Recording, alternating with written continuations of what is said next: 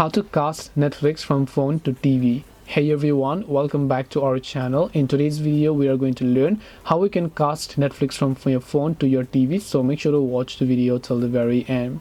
Now if you want to cast Netflix from phone to your TV, you can open up Netflix on your phone and then just go ahead and then log into one of your accounts here.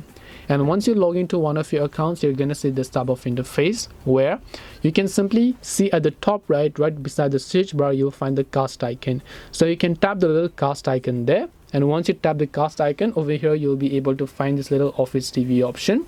So depending upon whichever TV you have turned on, select that TV and then you should be able to cast directly from Netflix from your phone to TV. This way you will be able to cast Netflix from phone to TV. Hope this video was very helpful. If you have got any more questions, queries or doubts, feel free to also leave them down below. Thank you for watching till the very end of this tutorial and see you soon in our next video.